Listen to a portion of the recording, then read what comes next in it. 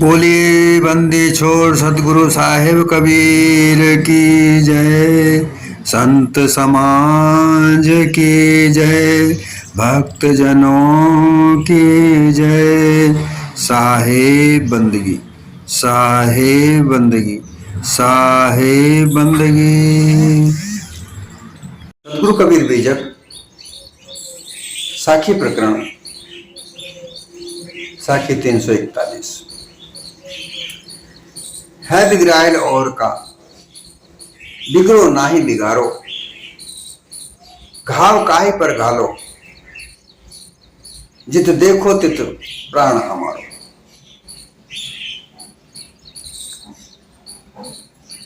यह साखी मानव जीवन पर प्रकाश डालती है। सतगुरु कबीर के जो भी शब्द हैं, जो भी साखी हैं, वो सब मानव जीवन पर ही प्रकाश डालती हैं। मैं इस बात को बार बार कहता हूं, जो भी सतगुरु कबीर के शब्दों का, साखियों का जो अर्थ करते हैं, मनमाने ढंग से करते हैं, अलग अलग तरीके से करते हैं। सतगुरु जिस आधार पर कहना चाहते हैं, उसके आधार पर वो बहुत कम लोग ऐसे होते हैं जो उसका अर्थ यथार्थ भाव बता सकते हैं। पूरण साहेब, रामस्वरूप साहेब ने इस बात को पूरी तरह से समझा और उन्होंने जो टीका की वो यथार्थ भाव से की। वो गुरुमुख टीका है।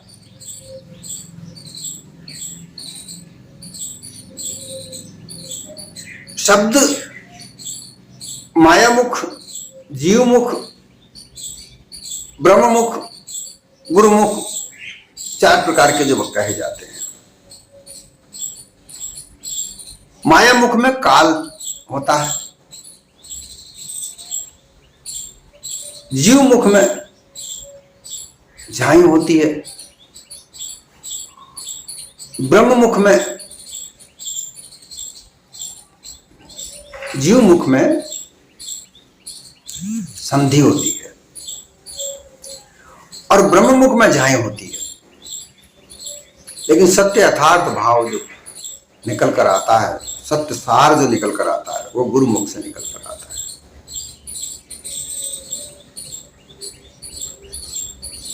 कई जगह से सतगुरु कबीर के बीजक की टीका की गई, लेकिन माया मुख ज्यादा देखा जाता है, ब्रह्म मुख भी देखा जाता है। बहुत से लोग तो सतगुरु कबीर के बीजक को समझ ही नहीं पाते।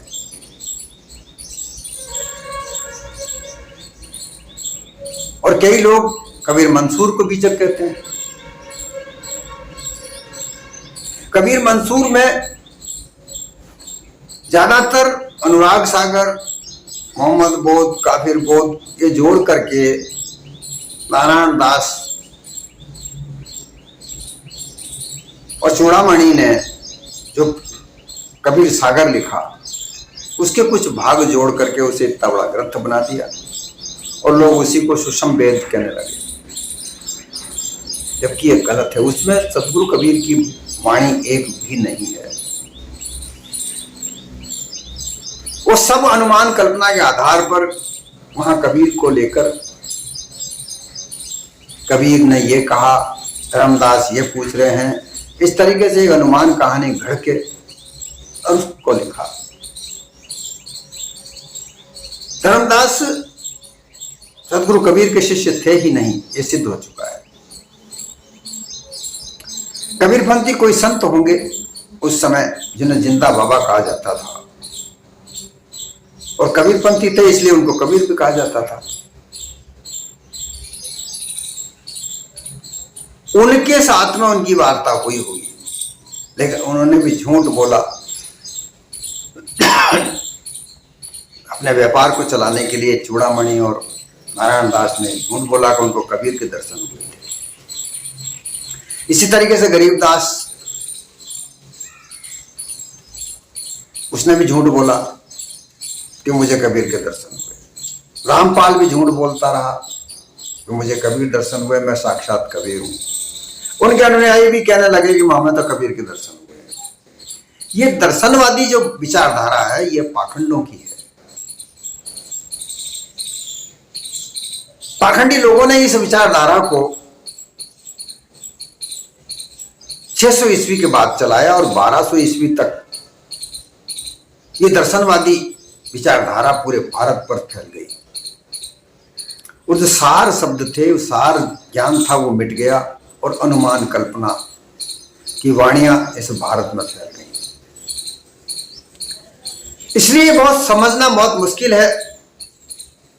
कबीरपंथी भी उसी विचारधारा के ओतप्रोत होकर बात करने लगे, लेकिन बचे तो बहुत कम लोग बचे, क्योंकि बहुत कुछ लोग नेपाल चले गए। आज भी नेपाल में आश्रम है, वहां पर आश्रमों में जो सत्यपारखी संत वहां है,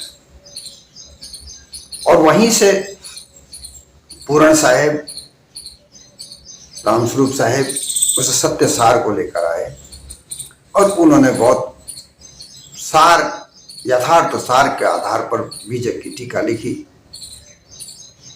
जो सदगुरु कबीर की विचारधारा से प्रेरित है। एक बार हम विचार नहीं कर सकते कि जो लोग ये कह रहे हैं कबीर परमात्मा है, वो धरती पर आकर उनके अनुयायियों को बचाता है काल से, ये अनुमान कल्पना नहीं है। ये तो 1000 सालों से ब्राह्मणवाद विचारधारा हमें परेशान करती आ रही है, गुमराह करती आ रही है। यही विचारधारा तुम फैला रहे हो।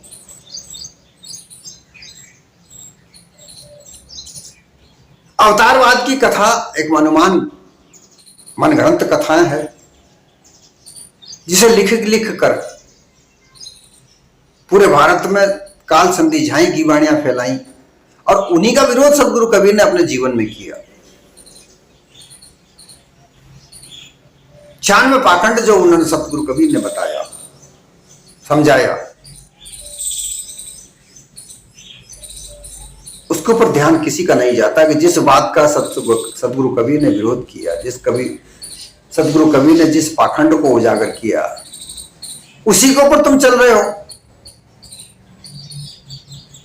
और अब तो रामपाल के अनुयायी सनातन सनातन भी चिल्लाने लगे, हिंदू धर्म को भी अपना बनाने लगे। पहले तो ये कहते थे कोई हमारी जात नहीं, हमारी जीव जात है, हमारा कोई धर्म नहीं, हमारा जीव जात धर्म है। और अब क्योंकि ये भी उस उलझन में फंस गए हैं, ये भी उस लोभ लालच में फंस गए हैं कि सनातन के लोगों के साथ में मिलने के बाद कबीर साहब हमारे रामपाल जेल से बाहर आ सकते हैं। एक स्वार्थ का कीड़ा उन्हें भी काट गया, और स्वार्थी तो शुरू से ही थे। तो ये कथा, ये साखी बताती है कि हे बिगड़ाए लोर का, सदगुरु कबीर मानव मात्र को चेताते हैं कि हे बिगड़ाए लोर का, अरे दूसरे के बिगाड़े हुए, अरे दूसरे की संगत में होकर के बिगड़ रहा है, बिगड़ा नहीं बिगाड़ा, तू बिगड़ा हुआ नहीं है, तुझे तो संगत ने बिगाड़ दिया है। ये मानव देह जब मिलती है, जन्म होता है बालक रूप में, किशोर, युवा, बुढ़ापा। कल की साखी में मैंने बोला था 5 साल का भोला वाला, बिना बिगड़ा, किसी प्रकार का कोई उसके ऊपर माया का प्रभाव नहीं। ये मानव जीवन इतना सुंदर, इतना उत्तम, इतना सामर्थ है कि इसके जैसा कोई और योनि नहीं सामर्थ है। 84 लाख योनि में जो मानव देह है सबसे अच्छी बताई गई, उत्तम बताई गई, ये बिना बिगड़ी है। और देह में क्या 84 लाख योनि में जो जीव है ये कभी बिगड़ा हुआ नहीं है, ये एक रस है। इसका जन्म मरण नहीं होता, ये कभी भी बिगड़ा हुआ नहीं है।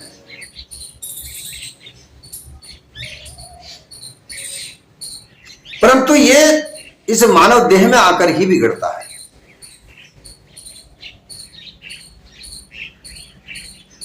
मानव देह में आकर ये बिगड़ता है।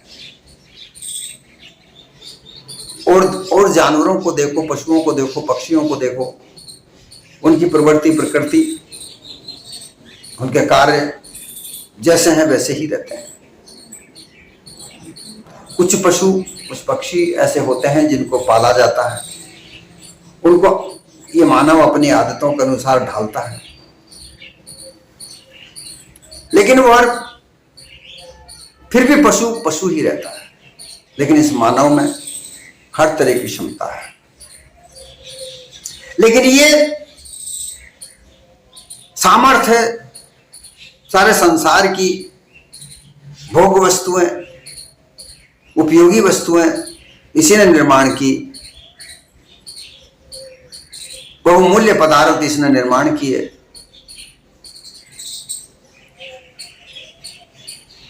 सुख प्राप्त करने की इच्छा इसने जागृत की, दुख को अलग हटाने का प्रयास ये करता है। ये सब मानव देह में है।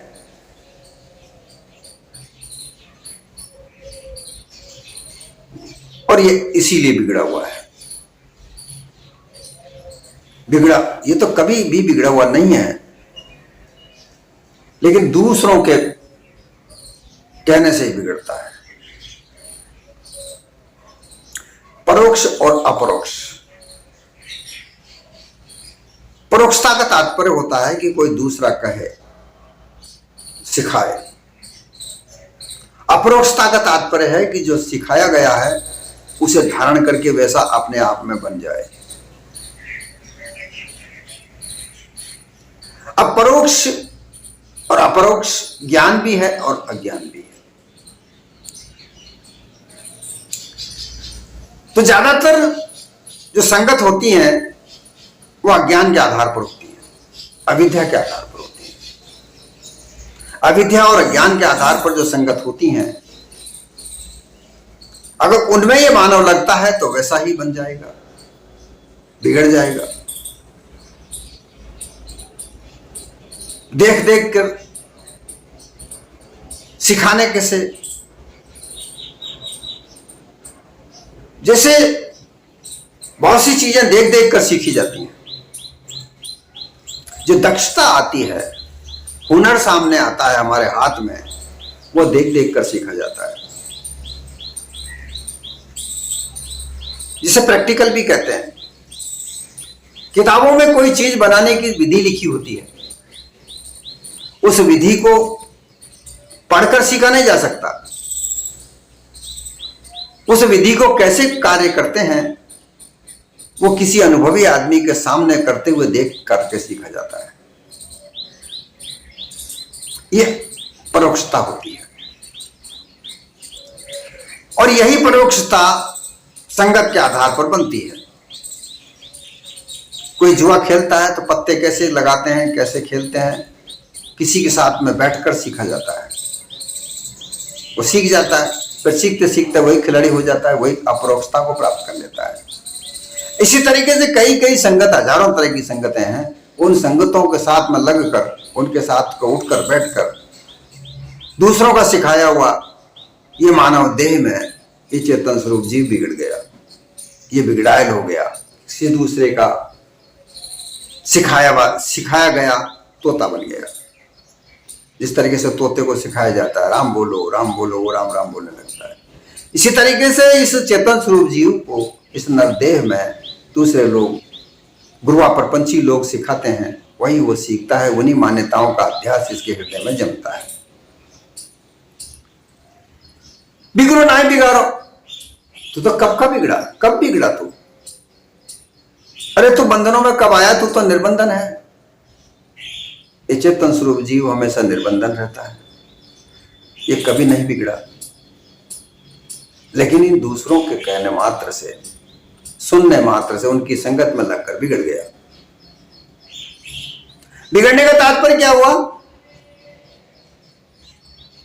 कि यह निर्मल नहीं रहा, कोमल नहीं रहा, स्वच्छ नहीं रहा, अटल नहीं रहा, अचल नहीं रहा, अमृत नहीं रहा। उसके बजाय ये क्या हो गया? विभिन्न प्रकार के बंधनों में बन गया और अपने आप को मरा हुआ समझने लगा। मैं तो मेरा जन्म हो गया है, मैं मरूंगा भी, मैं दुखी हूं, मैं सुखी हूं, प्यासा हूं, मुझे लाभ हुआ है या धोखा हुआ। ये सब मान्यताओं में उलझ कर ये अपने निज स्वरूप को भूल गया, अपने उस एक रस स्वरूप को भूल गया, उस अपने अमृत तत्व को भूल गया और बिगड़ गया माया के चक्कर में। जो भी दृश्य हमको दिखते हैं संसार में वो सब मायावी है, मायावी है। माया क्या है? जड़ और चेतन के संयोग से जो भी वस्तु बनती है वो माया है। क्योंकि जड़ और चेतन दोनों आदि अनादि हैं और जग प्रसिद्ध हैं। इनको जाना तो नहीं, लेकिन उनकी छाया जो बनी, उनके संयोग से जो तीसरी वस्तु बनी, उस पर हम ललचा गए, उस पर हम आकर्षित हो गए और उन्हीं के आधार पर संगत हमने पकड़ ली तो हम बिगड़ गए।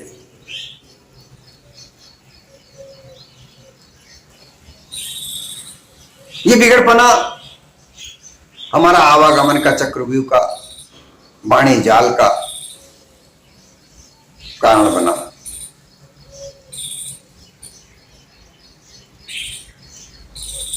क्योंकि इस संसार में आने के बाद जैसे ही युवा होता है, युवा होने के बाद में उसे अपने परिवार को चलाने के लिए धन के साधन की आवश्यकता होती है। क्योंकि परिवारजन उसे कहने लगते हैं कि भाई 2 रुपया धन कमा के लाओ तो परिवार चले। अब हम वृद्ध हो चुके हैं, हमने जितना कमाया, तुम्हें पढ़ा लिखा कर बड़ा किया, अब तुम जवान हो गए हो, 2 रुपया कमा के लाओ तो परिवार चले। अब अगर कोई घर में, उसके परिवार में, उसके कुल में कोई कार्य दक्षता का चल रहा है, जैसे कोई खेती किसानी करता है तो किसान का लड़का है, किसान के घर पैदा हुआ है, तो उसे कहीं जाने की जरूरत नहीं। वो अपने माता पिता के किए हुए कार्य खेती किसान जैसे करते हैं वैसे खेती करने लगा।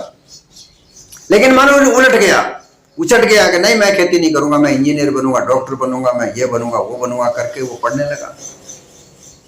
शिक्षा ग्रहण की। शिक्षा ग्रहण करते समय उसे कई तरह के लोग संगत मिली, उन संगतों में बिगड़ गया। कोई संगत करके अच्छा विद्वान भी बन गए। संगत सार अनेक फले, कोई विद्वानों के साथ बैठने लगे तो कोई दुर्जनों के साथ बैठने लगे। जैसी संगत हुई वैसा ही बिगाड़ा हो गया। जो असल स्वरूप था, जो निज स्वरूप था, उसको भूल गए। और साधारण तौर पर असल निज स्वरूप की बात तो होती ही नहीं है। वहां तो अनुमान कल्पना की वाणियों का भरमार है।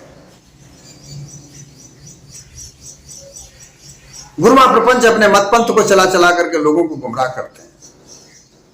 देखा देखी तो हनुमान की पूजा कर रहा है, देखा देखी है भाई ये हनुमान की पूजा करता है, मैं भी हनुमान की पूजा करूं। कोई भेरू की पूजा करता है तो वो देखा देखी करके वो भेरू की पूजा करने लगता है। कोई माता जी पूजता है, कोई शिव पूजता है, कोई विष्णु पूजता है। वो देखा देखी लोग वही चाल चलने लगते हैं और उसमें अपने आप को भूल के अपना परमात्मा, अपना कर्तव्य समझ लेते हैं कि भाई ये परमात्मा हमारा देने वाला है, इसी की कृपा से हमें कुछ मिलता है।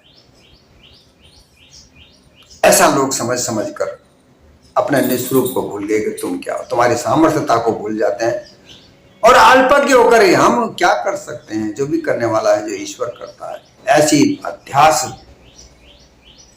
मानव देह के हृदय में जमा दिया जाता है और उस अध्यास को ही लेकर पूरा मानव जीवन चलता रहता है। वो अपने आप को समझ ही नहीं पाता कि मैंने किया, जो भी कुछ कर रहा हूं मैं कर रहा हूं। बड़े बड़े आविष्कार, बड़ी बड़ी वस्तुएं, बड़ी चीजों की निर्माण जो मैंने किए हैं वो मेरी सामर्थ्यता है। इन सबको भूलकर वो परमात्मा की ओर देखता है कि उसने किया है। और यही सबसे बड़ी भूल है। और इसी भूल में जो कभी बिगड़ा हुआ नहीं है, एक रस स्वच्छ, वो बिगड़कर विभिन्न प्रकार के बंधनों में बन गया।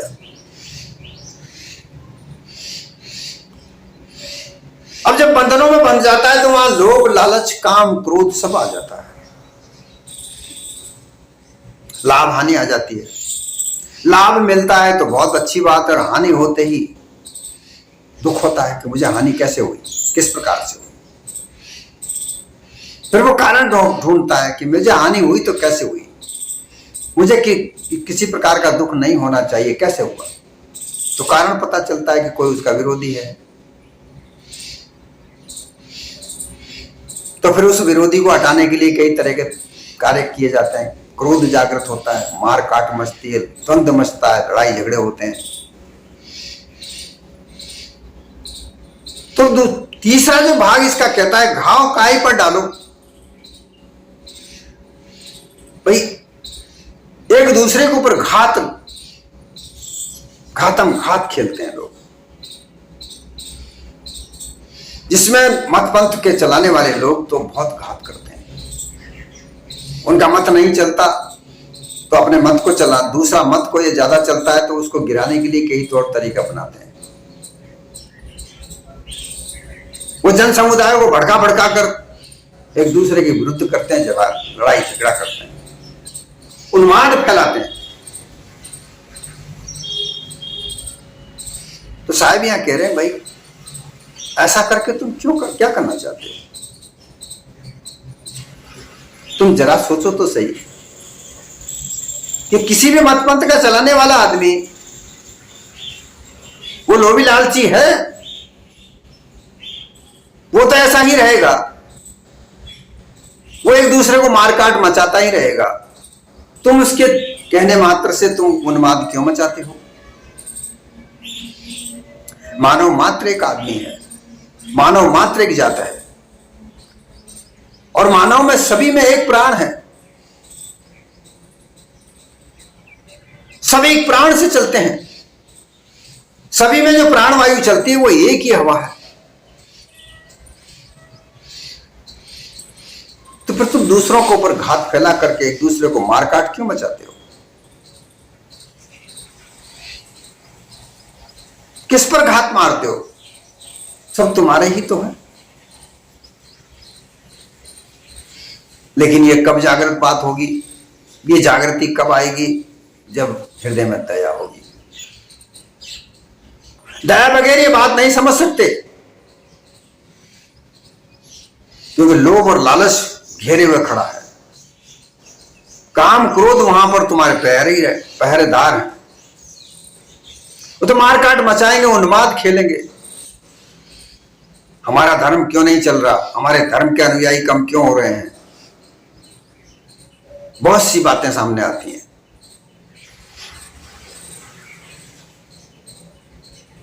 एक दूसरे के धर्म को देखकर जलते हैं, चिढ़ते हैं, मारकाट मचाते हैं। ये धर्म ऐसा क्यों हो रहा है, हमारा धर्म ऐसा क्यों नहीं आगे बढ़ रहा है? लिखा लो इनको यहां भारत से।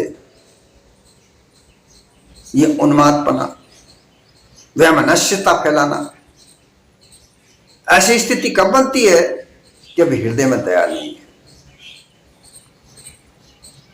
जब दया नहीं होती तो सब अलग अलग समझा जाता है, और जब दया हो तो विचार किया जाता है कि मानव मात्र तो एक है। ये मत पंथ को बना बना कर लोभी लालची जैसे हम हैं वैसे दूसरे भी हैं। क्या लोभ लालच हम धर्म के नाम पर हम ही फैला सकते हैं क्या? हम ही व्यापार कर सकते हैं क्या धर्म का? दूसरा और कोई नहीं कर सकता। जो धर्म के नाम पर व्यापार करते हैं वो चाहे किसी भी धर्म का हो, वो छल कपट पाखंड के अलावा और कुछ नहीं कर सकता। जो मूल धर्म है वो दया है, और जब तक हृदय में दया नहीं तब तक किसी प्रकार का कोई धर्म नहीं।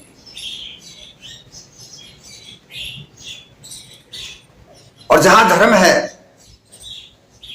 वहां दया होना आवश्यक होता है। दया नहीं तो कोई धर्म है ही नहीं, अधर्मता है।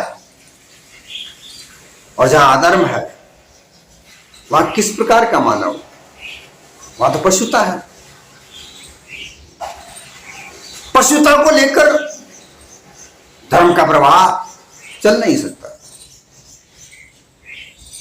उसे चलाने के लिए तो बस छल कपट पाखंड का प्रयोग ही करना पड़ेगा। बिना छल कपट पाखंड किए लोग अपने अपने धर्मों को नहीं चला सकते, और उन्होंने चलाना भी मजबूरी है, क्योंकि धर्म को चलाकर ही तो जीवित रहेंगे, अन्यथा धर्म खत्म हो जाएगा। अरबों खरबों की संपत्तियां इकट्ठा करके धर्म के ठेकेदार, फिर उनकी मति साधारण जन को दबाने के ऊपर प्रवृत्त होती है, फिर वो किसी को कुछ नहीं समझते। क्योंकि ये धन एक ऐसी वस्तु है, सबसे ज्यादा शक्तिशाली अगर शक्ति है वो धन है। ऐसा माना जाता है कि धन से सर्व चीजें खरीदी जा सकती हैं, और ऐसा हो रहा है। धन से सब कुछ खरीदा जा रहा है। क्या न्याय, क्या अन्याय, क्या सुरक्षा, क्या प्रहरी, क्या ईमान, क्या धर्म, सब धन से खरीदा जा रहा है। और जिनके पास धन नहीं है, जिन्हें गरीब का तबका कहा जाता है, जो गरीब स्तर के लोग हैं, जिन्हें खाने के लिए भी भोजन नहीं मिल सकता, वो क्या सोचेगा? उसे तो पेट भरने के लिए धन खाना ही नहीं है, तो धन की क्या सोचेगा? और उसी की लाचारी का फायदा उठा करके लोग धर्म के नाम पर, राजनीति के नाम पर, सामाजिक के नाम पर उनको लगा देते हैं, मार काट मचाने के लिए, उन्माद फैलाने के लिए। और यही सब कुछ हो रहा है। लेकिन सतगुरु कबीर यही कहते हैं कि भाई तुम जो घात गालते हो, किस पर गाल रहे हो? कुछ सबसे अलग कोई है? तुमसे अलग कोई है? इस मानवता से अलग कोई आदमी है? अगर देखा जाए तो मानव से अलग पशु पक्षी हैं।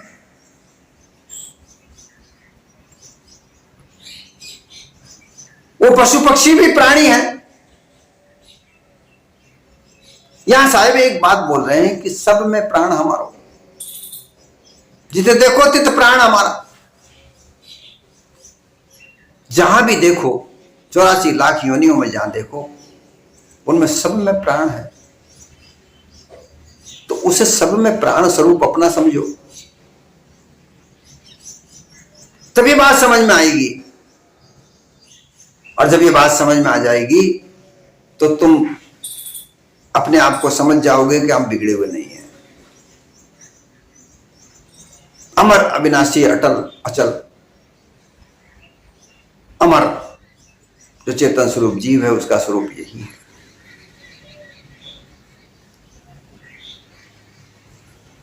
इस मानव देह में हंस गुणों को धारण करे। मानव देह हंस रूपी ही है, अगर वो मानव सद्गुणों को धारण करे। अन्यथा पशुओं कर्मों के आधार पर अगर अपना जीवन व्यतीत करता है तो वो पशु ही है, पशु के अलावा और कुछ नहीं।